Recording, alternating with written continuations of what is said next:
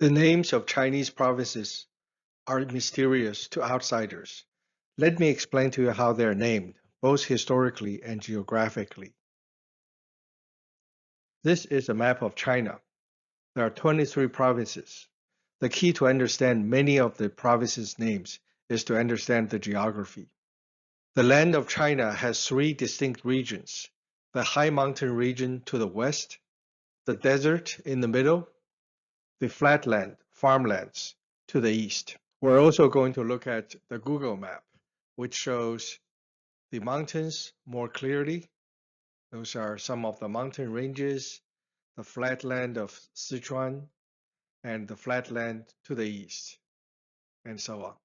Let's review the landmarks that will help you understand the province names. There are two important rivers, the Yellow River to the north and the Yangtze River to the south, or it's called the Long River. There's a lake called Dongting Lake in the middle of the Yangtze River. These two rivers and this lake are important. Here is how the directions are named in Chinese. Center, 中, center. North, 北, 北. South, 南. East, 东. And west, 西. Now let's use a Google map. This is the Yellow River and the Long River. To the west, there are a lot of mountains. These mountains catches the snow, and the snow melts to form river. The Yellow River is literally yellow colored because of the sand in the water. Here you see the Yellow River, the Long River, and a very important mountain called the Taihangshan. This mountain is to the north of the Yellow River. The Long River starts from the mountains and ends in Shanghai.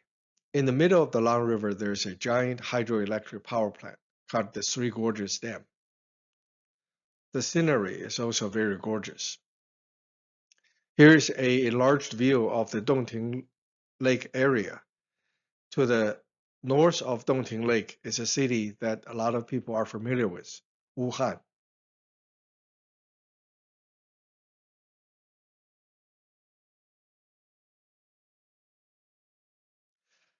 The secret for naming a lot of the Chinese provinces is by geographical location. Hebei province, for example, means north of the river. This is Hebei province. The city of Beijing is located in the Hebei province, although it's a home rule city. The opposite of Hebei is Henan, south of the river. Henan province. Shanxi province means to the west of the mountain, to the west of the Taihang mountain. And Shandong province means to the east of the Taihang mountain, Shandong province. We keep going south, and you can see the Hubei province. Hubei province means north of the lake, north of the Dongting Lake. Wuhan is part of the Hubei province. The opposite of this is the Hunan province, south of the lake, Hunan province. Further south, you have Guangdong, the east of Guang, and Guangxi province, the west of Guang. To the further south, there's an island called Hainan, south of sea, Hainan Island. If you remember these provinces, it becomes much easier for you to remember the rest of the provinces. To the northeast, there are three provinces: Heilongjiang province, Jilin province, and Liaoning province. They are to the north of the Great Wall. This region used to be called Manchuria. The famous phrase Mandarin means officials from Manchuria. We have Jiangsu province on the coast, Zhejiang province on the coast, Anhui province in the interior, Fujian province on the coast, and Jiangxi province in the interior. Guizhou province is to the interior but closer to Tibet. This is Guizhou province. Sichuan province is in the interior. Yunnan province. West Tibet, Tibet region. Xinjiang region, new territory. Xin means new and Jiang means territory.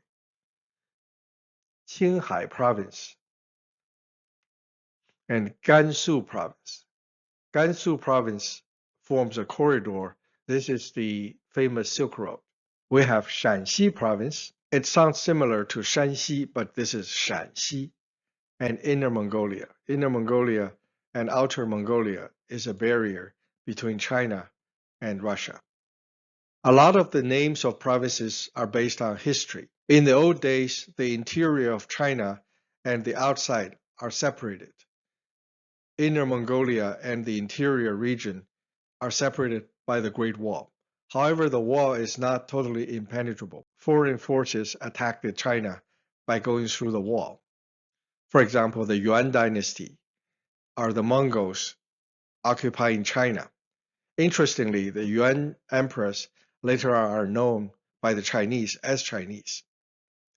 Both the Yuan dynasty and Qing dynasty were formed by people coming from the north of the Great Wall. Here are some of the famous cities. Chang'an or Xi'an. Xi'an is the ancient capital in the west region. Kaifeng is in Henan province. And Beijing is in Hebei province. And this is Shenzhen, where a lot of the Chinese goods are manufactured. Sichuan province is in the middle. There's no comparison. It's a great place for food and life.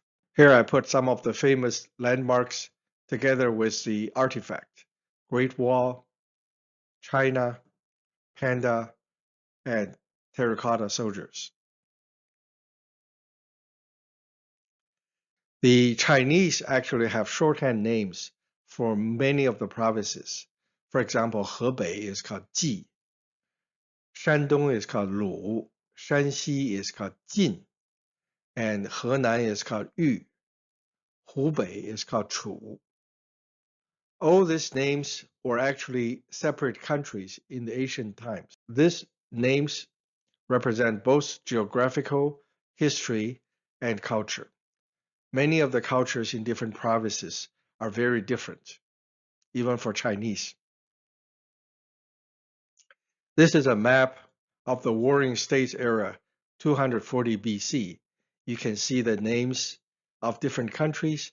They actually represent the territories of different provinces today. From 1500 BC to year 200, for example, the territory of China changed greatly. It used to be only this part is called China, and it keeps on expanding. And this is a Great Wall. Okay, friends, 祝你好运. If you have come this far, I wish you good luck in understanding Chinese better and in understanding China better. Thank you.